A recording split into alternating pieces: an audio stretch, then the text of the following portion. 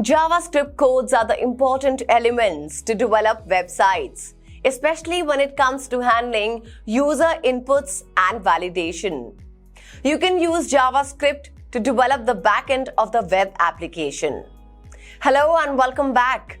Today we are going to learn how to use HTML with JavaScript.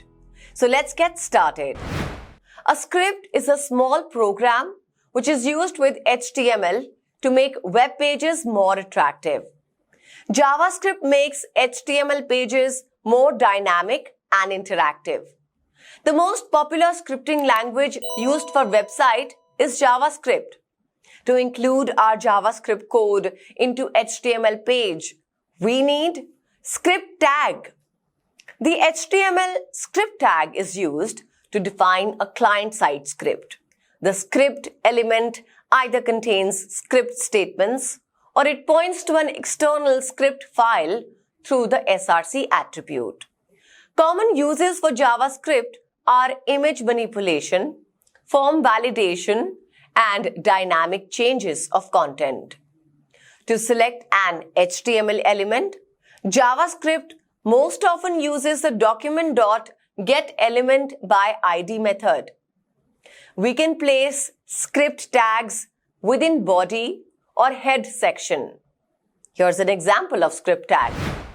As we have already discussed, JavaScript uses document.getElementById to select an element with the help of their IDs. Here it is selecting the P element having an ID demo and changing it to Hello JavaScript. Now, let's see the output. Great. We have set Hello JavaScript in the P element. This is how we can use HTML with JavaScript. And here's a simple assignment. Create one P tag having an ID test. Select the P element and display the message welcome. When a user views a website in mobile, tab, or any other device, it should adapt to its size and it should prevent the visitors on those devices from needing to do extra work to read your content. We can do this when we create a website using HTML. In this lecture, we are going to learn about HTML responsive design. So what are we waiting for? Let's get started. Responsive web design is about creating web pages that look good on all devices. A responsive web design will automatically adjust for different screen sizes and viewports.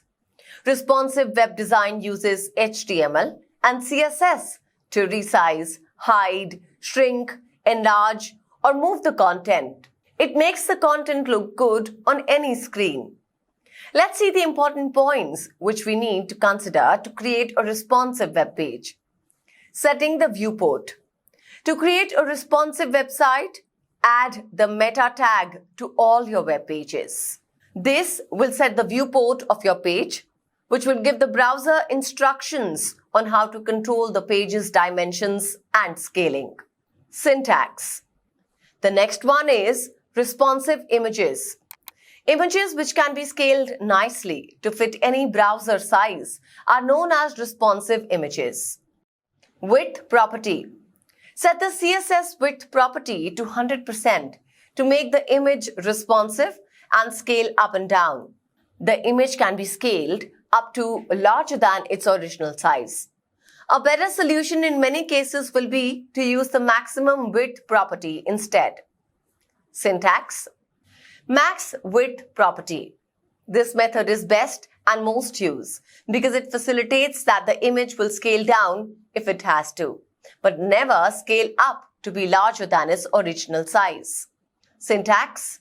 Next important part is media queries. CSS Media Query is a W3C recommendation and a CSS3 module which is used to adapt to conditions such as screen resolution, example smartphone screen versus computer screen. In addition to resize text and images, it is also common to use media queries in responsive web pages. With media queries, you can define completely different styles for different browser sizes. The media query technique was first used in CSS3. It became a W3C recommendation in June 2012. It is an extension of media-dependent style sheets used in different media types, that is, screen and print, found in CSS2. The most commonly used media feature is width.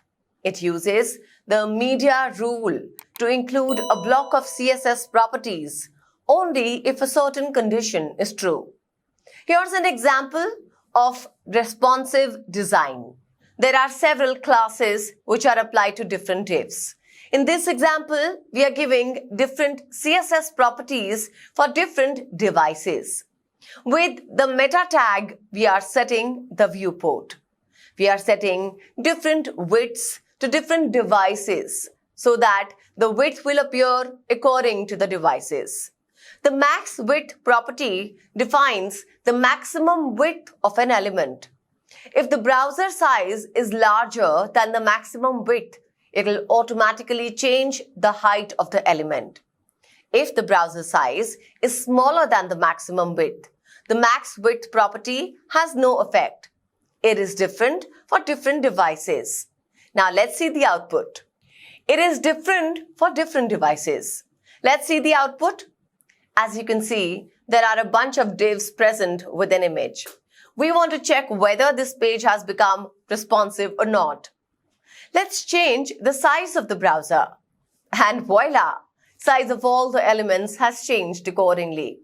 That means the page has become responsive. So this is how we can make our website responsive. I hope you understood everything in this lecture. I'm looking forward to meeting you in the next one. Till then, stay tuned and keep learning.